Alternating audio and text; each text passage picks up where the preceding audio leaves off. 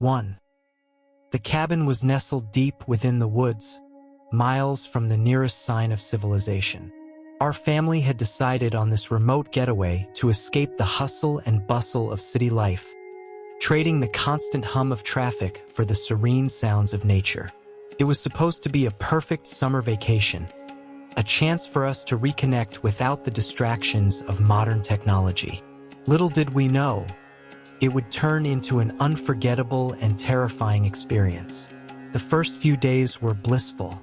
We spent our mornings fishing by the lake, afternoons hiking through the forest, and evenings gathered around a campfire, telling stories and roasting marshmallows.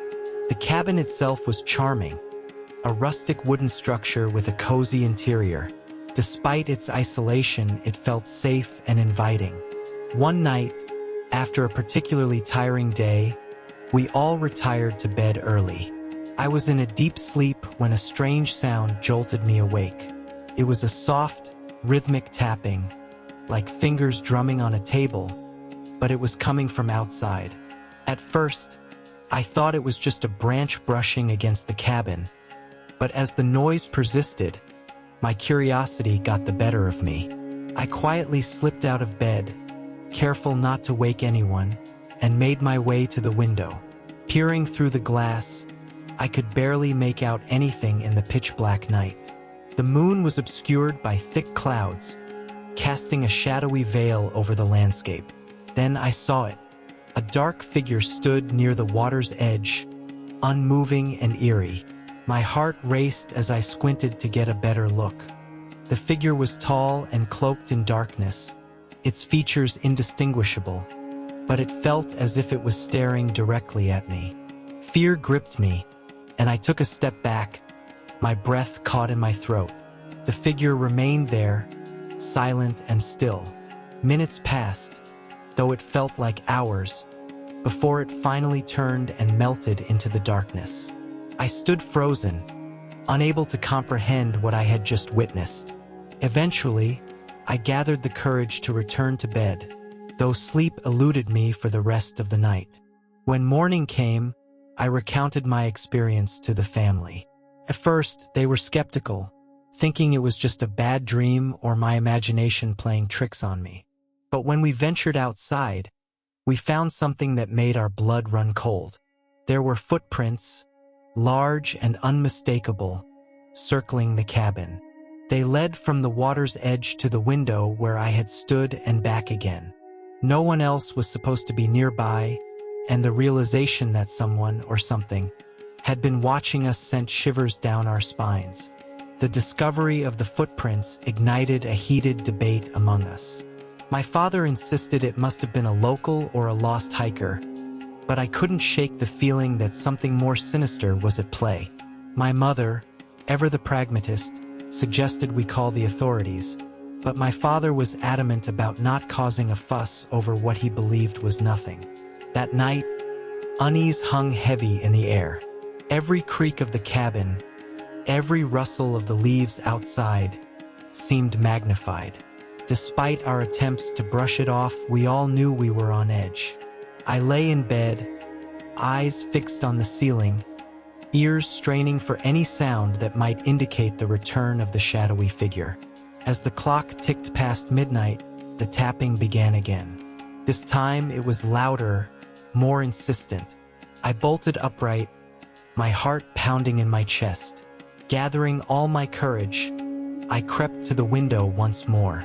The figure was back, closer this time, its silhouette more defined against the dim light of the moon, which had now broken through the clouds. A sudden sense of defiance surged through me. I grabbed a flashlight and, without thinking, opened the door and stepped outside. The cool night air hit my skin, sending a shiver down my spine. I directed the beam of light towards the figure, but it was gone. All that remained were the footprints, fresh and deep, leading back to the forest. As I followed the trail, my fear was overtaken by a need for answers. The footprints led deeper into the woods, and I soon found myself surrounded by towering trees and impenetrable darkness. My flashlight flickered, and in that brief moment of light, I saw something that made my blood run cold. There, standing just a few feet away, was the figure.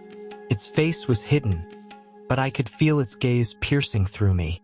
I stumbled back, my flashlight slipping from my grasp and plunging me into darkness. Panic set in, and I turned to run, the sound of my own footsteps pounding in my ears. I didn't stop until I was back at the cabin, my chest heaving and sweat pouring down my face. I slammed the door shut and locked it, my hands trembling. The next morning, I was exhausted but determined. I shared my experience with the family again, and this time they believed me. The fear in my eyes and the urgency in my voice convinced them that something was seriously wrong. My father finally agreed to call the authorities, and within hours, a ranger arrived to investigate. The ranger listened to our story, his expression growing more serious with each passing minute. He also noted that there had been reports of similar sightings in the past, though none as close to the cabin as ours. One afternoon, while exploring a nearby trail, we stumbled upon an old, abandoned campsite. It was clear that it had been unused for decades, but something about it felt off. As we searched the area, we found a diary buried under a pile of leaves. Its pages were filled with entries from someone who had stayed at the cabin years before, describing similar encounters with an unknown figure. The diary's author wrote of sleepless nights and a growing sense of paranoia.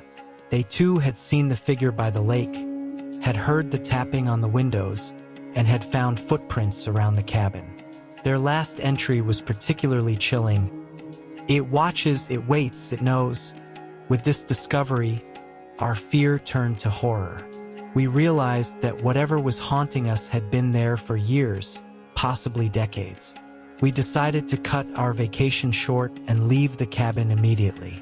The memories of those terrifying nights stayed with us long after we returned home, a constant reminder of the inexplicable and the unknown. To this day, I still think about that summer, the shadowy figure, and the footprints by the lake. Some nights, when the wind howls and the house creaks, I can almost hear the tapping on my window, and I wonder if it's out there, watching and waiting, once again. 2. The old hotel stood proudly at the end of a long, winding road, its grandeur faded by time but still commanding respect. My friends and I had chosen this place for our summer vacation, drawn by its historical charm and the promise of a break from our hectic lives. The lobby, with its high ceilings and antique furniture, seemed like a portal to a different era.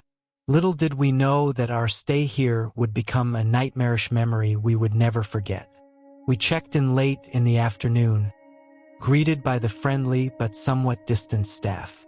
Our rooms were on the 3rd floor, along a dimly lit corridor that seemed to stretch endlessly. The air was thick with a musty scent, and the walls were adorned with old photographs and paintings that seemed to watch our every move. There was an unspoken agreement among us to stick together as much as possible, the eerie atmosphere already playing tricks on our minds. The first couple of nights were uneventful, filled with laughter and stories as we caught up with each other. We explored the quaint town during the day, enjoying the local cuisine and the scenic beauty of the countryside. But as the sun set, the hotel seemed to transform. Shadows grew longer, and the once inviting hallways took on a sinister feel. It was on the 3rd night that everything changed. I awoke suddenly, my heart pounding in my chest. The room was dark, and for a moment, I couldn't remember where I was. Then, I heard it, the unmistakable sound of footsteps in the hallway. They were slow, deliberate, and far too heavy to belong to any of my friends. I glanced at the clock. It was just past 3 a.m. Everyone should have been asleep. Curiosity and fear battled within me as I crept out of bed and approached the door. I pressed my ear against it, straining to hear any other sounds. The footsteps grew louder, stopping directly outside my room. My breath caught in my throat as I hesitated, my hand hovering over the doorknob. Gathering my courage, I flung the door open, half expecting to see one of my friends playing a prank. But there was no one there. The corridor was empty, and an icy chill enveloped me, sending shivers down my spine. I stepped into the hallway, looking both ways, but it was deserted. The cold intensified, and I felt an overwhelming sense of being watched. I quickly retreated to my room, slamming the door shut and locking it behind me. My mind raced as I tried to rationalize what had just happened. Maybe it was my imagination, or perhaps the old hotel's creaky floors were to blame. But deep down, I knew there was something more. The next morning, I shared my experience with my friends. They laughed it off at first, attributing it to the spooky stories we had been telling each other. But as I described the chilling presence and the intensity of the cold, their expressions grew serious. We decided to ask the staff if they had ever encountered anything unusual. The receptionist, an older woman with kind eyes, listened patiently as we recounted our tale. When we finished, she sighed and leaned in closer, her voice barely above a whisper. "You're not the first to experience something like this," she said. "This hotel has a history of strange occurrences. Many guests have reported seeing a ghostly figure wandering the halls, especially at night." She went on to tell us about the hotel's past, a mix of tragic events and mysterious disappearances. The most notable story was of a woman named Eliza, who had stayed at the hotel over a century ago. She was found dead under suspicious circumstances, and ever since, guests have claimed to see her ghost haunting the corridors. Some believe she's searching for justice. Others think she's simply lost and doesn't know she's dead. As she spoke, I felt a chill run down my spine. Could it be that I had encountered Eliza's ghost? The thought was both terrifying and fascinating.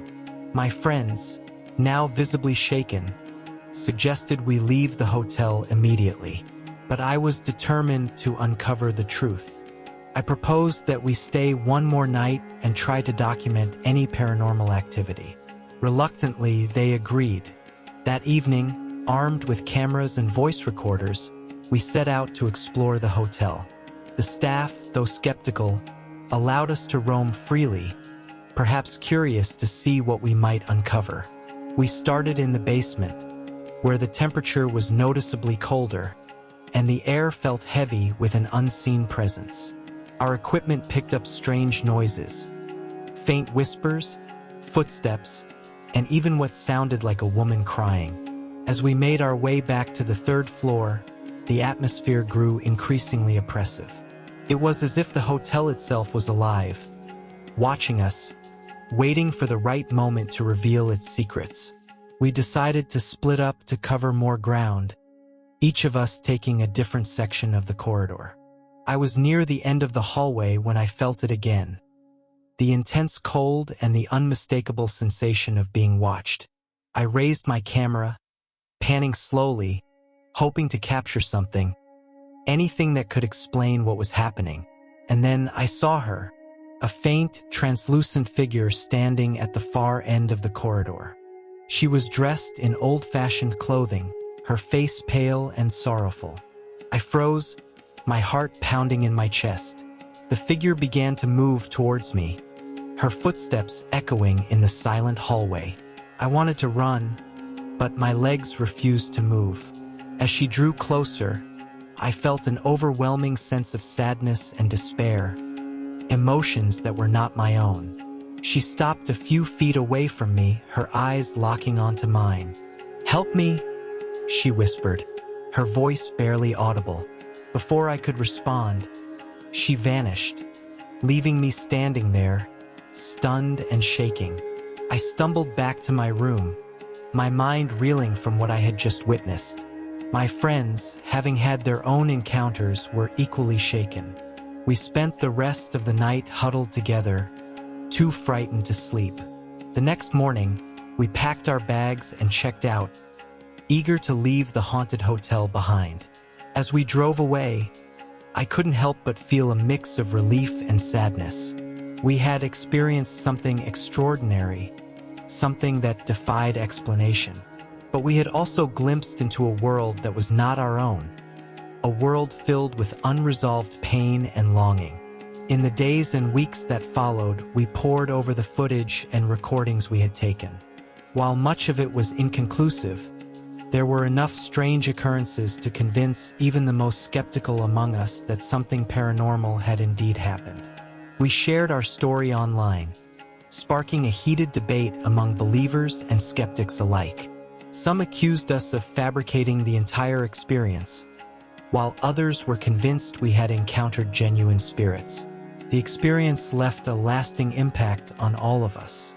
We found ourselves questioning the nature of reality and the existence of the supernatural.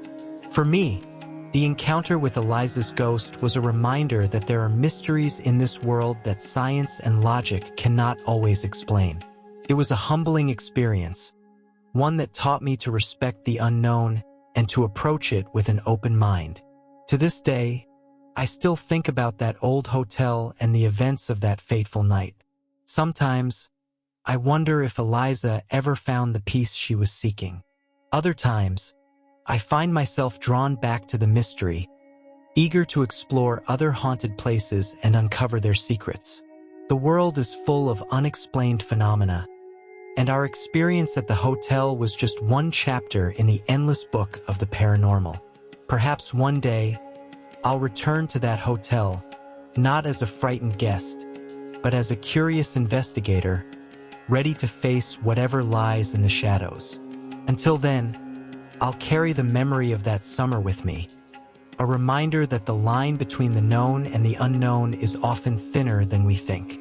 3. The decision to camp on a remote beach was driven by a desire to escape the crowded tourist spots and find our own slice of paradise. It was the middle of summer, and we, a group of close friends, were excited about the adventure that awaited us. The drive to the secluded location was long and arduous, but when we finally arrived, the sight of the untouched shoreline made it all worthwhile.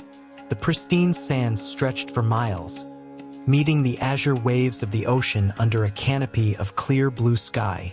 This place felt like our own hidden haven, far from the chaos of the world. We set up our tents close to the water, eager to spend the night under the stars, with the sound of the waves as our lullaby. As the sun dipped below the horizon, casting a golden hue over everything, we gathered around a campfire, sharing stories and laughter. The serenity of the setting was mesmerizing, and for a while, it seemed like nothing could disrupt our peace. But as the night deepened, an unsettling change began to permeate the air. It started with a faint noise, barely audible over the crackling fire and the gentle rush of the waves. It sounded like whispering, soft and elusive, as if the sea itself had found a voice. We exchanged puzzled glances, but no one said anything, each of us hoping it was just a figment of our imagination. As the whispers grew louder, curiosity turned into apprehension. It was clear now that the sounds were coming from the direction of the ocean, a persistent murmur that seemed to draw closer with each passing minute. We stood up, peering into the darkness, but there was no one to be seen. The beach was deserted, just as it had been when we arrived. The sensation of being watched settled heavily upon us. It was an oppressive feeling, as if unseen eyes were scrutinizing our every move. My heart pounded in my chest as the whispers morphed into unintelligible voices, surrounding us in a surreal cacophony. Panic began to set in, and I could see the fear mirrored in my friend's eyes. "We need to get out of here," someone finally said, breaking the spell of paralysis that had gripped us. We hastily gathered what we could, leaving behind non-essentials in our frantic rush to escape. The journey back to the car was a blur, our flight illuminated only by the weak beams of our flashlights and the eerie glow of the moon. The whispers seemed to follow us, fading only as we reached the safety of the vehicle. We drove through the night, the tension in the car palpable. No one spoke, each of us lost in our own thoughts, replaying the bizarre events over and over. Exhausted, we finally found a small motel on the outskirts of a nearby town and collapsed into fitful sleep. The next day, despite our lingering fear, we knew we had to return to the beach to retrieve the belongings we had abandoned. With the sun high in the sky, the place seemed less threatening, almost serene. But as we approached our campsite, a chilling sight awaited us. The sand around the camp was disturbed, covered in a maze of footprints. They were not our own. They were too large, too numerous, as if someone or something had been circling our tents repeatedly throughout the night. A sense of dread washed over me as I realized the implications. Whatever had been there, it had come close, inspecting our temporary home with a sinister curiosity. We quickly gathered our things, casting anxious glances around, half expecting to see the source of those footprints emerge from the shadows. Back in the safety of our homes, we tried to make sense of what had happened. Friends and family were skeptical, some dismissing our story as a product of overactive imaginations fueled by the isolation of the beach. But we knew what we had experienced. The whispers, the footprints, the overwhelming feeling of being watched. These were not mere tricks of the mind. In the days that followed, I found myself obsessed with finding answers. I scoured the internet for similar accounts, tales of haunted beaches and mysterious coastal phenomena. It wasn't long before I stumbled upon a series of articles and forum posts detailing a legend tied to that very stretch of shore. According to local lore, the beach was once the site of a small fishing village, long abandoned after a series of tragic events. The villagers had vanished without a trace, leaving behind only whispers of curses and restless spirits. Some believed that the souls of those lost at sea had returned to haunt the sands, their voices carried by the wind, forever seeking peace they would never find. The stories were chilling, echoing our own experience in unsettling detail. I shared my findings with my friends, and we couldn't help but feel a connection to the tales of the past. It was as if we had unwittingly walked into a living history, a ghostly remnant of a forgotten time. Despite the terror of that night, a part of me was drawn to the mystery. The whispers, though terrifying, seemed to call out to me, urging me to understand their origin. Against my better judgment, I decided to return to the beach alone, determined to confront whatever lurked there and uncover the truth once and for all. Equipped with a voice recorder, a camera, and a sense of resolve, I set out for the beach once more. As I arrived, the sun was setting, casting long shadows across the sand. I felt a familiar unease, but I pressed on, setting up a small camp near the site of our previous encounter. The night descended quickly, and with it came the whispers. This time I was prepared. I recorded the sounds, my camera capturing the desolate beauty of the beach bathed in moonlight. The whispers were louder, almost urgent, as if they knew I had returned. The sensation of being watched intensified, and I steeled myself, refusing to give in to fear. Hours passed, and nothing happened beyond the whispers. Exhaustion began to take its toll, and just as I was about to succumb to sleep, the temperature dropped sharply.